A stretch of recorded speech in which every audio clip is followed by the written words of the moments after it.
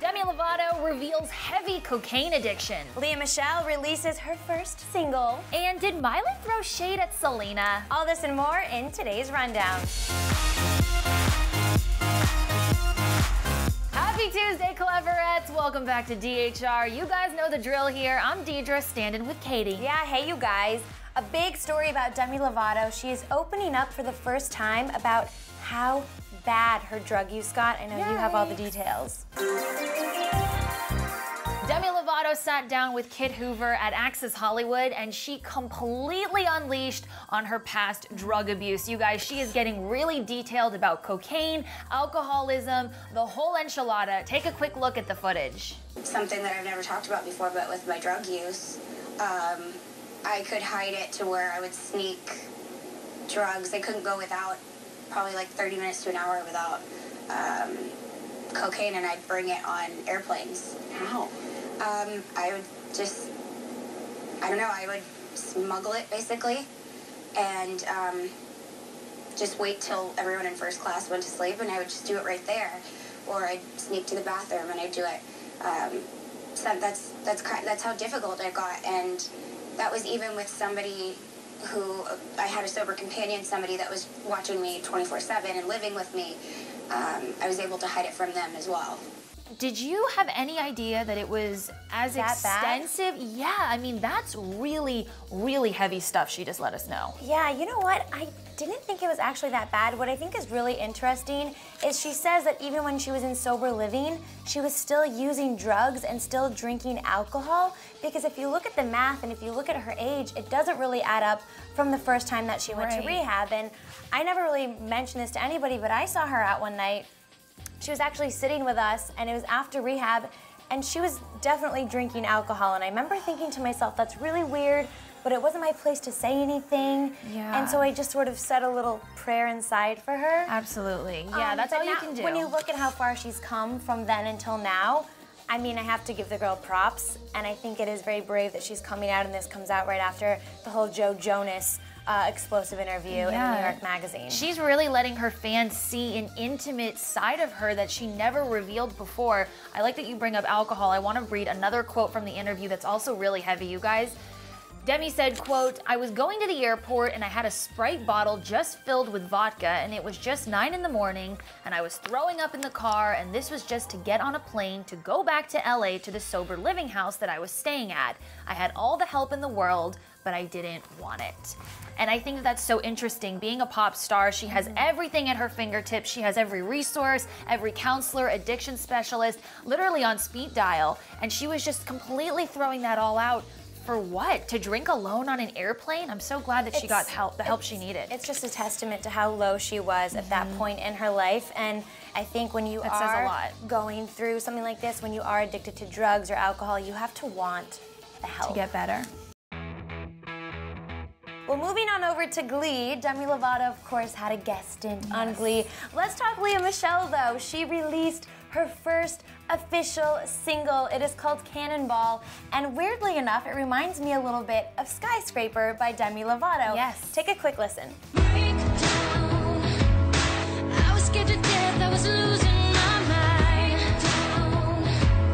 I couldn't close my eyes, I was pacing all night. I think I found the light at the end of the tunnel. I couldn't find the truth, I was going under. It's pretty catchy. It's really good. You know what? But with Lea Michele, do you expect anything less than completely amazing? I give her so many props for this song. It's a perfect first single. She's been tweeting up a storm about it, you guys. At one point, she even tweeted a little lyric out. She said, quote, "I've got this new beginning and I will fly. I'll fly like a cannonball." And she also released the artwork for her upcoming album, Louder. It comes out March 4th, 2014. And get this, the full track listing is officially out. There's 11 songs. The final song, what we've told you before, is called If You Say So. It's her song to Corey. There's a little video that she released that has all the different names of songs. So I'm very excited, and she's performing Cannonball on Ellen We will be Thursday. Well, more music news today, you guys. Britney Spears dropped the video for Perfume, her second single, and we saw a little bit of the guy in the video during the promo last week, but now that we've seen the entire video, he is 100% a dead ringer for Britney's ex, Jason Trawick. The video is cool. It's got a good storyline to it. Britney looks flawless. I know we were gushing over her outfits and her makeup. Her glittery eyeshadow is just a 10, but you're right. This guy, literally, the hair, I think, is the dead giveaway. Yeah. Looks like Jason Trawick, and it makes me sad because it also kind of confirms that he did, in fact, cheat on Brit. It makes me Who sad. would cheat on her? That's my question. Do you know what else it reminds me of? What's that? Justin Timberlake putting in a Britney lookalike in the Crimea River video. That's a good comparison. Throwback. Also, yeah. Well, in Miley Cyrus world, Yes. she got a new bob this week, which we told you guys about. Two thumbs up. She twerked on Santa over at Jingle Ball, and then last night she sent over Selena Gomez a very weird tweet. She just said, quote, "At Selena Gomez, where you at?" And then 3 little Santa emojis, which a lot of people are saying could be ho, ho, ho. I definitely don't think that was Miley's intention. It is really weird though, because when you look at Miley and Selena, we know that they've essentially grown up together, but we don't see a lot of photos of them. We don't see them interacting on Twitter. I don't even think that they follow each other Well, I think they're really on Twitter different. anymore. Yeah, they're very different. And if you look at Selena's last post on Twitter, she hasn't responded to Miley, but she did upload a photo of her and her friend hanging out with another guy dressed as Santa. Yeah. So what do you make of this? Because a lot of people think that Miley was throwing shade at Selena by tweeting her this. Okay, I have 2 thoughts about this. Number 1, it's the holidays. Why wouldn't you use a Santa emoji? Maybe she's sending her some holiday cheer over Twitter. We use them all the time, me and you. We do. We literally live through them. And that was my second point. Miley loves emojis as much as you and I do. Right. She loves the alien emoji. She loves the blowing cloud smoke emoji. I see her using them all the time. I do not think we need to read into this. She was just saying, what's up? Where are you at? And I wish that Selena would respond to Miley. There's no way that she did not see that tweet. If you look at how many followers Miley has, how many people were retweeting it. Yeah, she definitely saw it. She definitely 100% saw it. So Selena, respond to Miley. We want to see some Mylena. Yeah, a holiday action. hangout. Do you guys like that, The Mylena? 4 of us. The 4 of us can all hang out. Oh, We'll grab okay. coffee with you girls.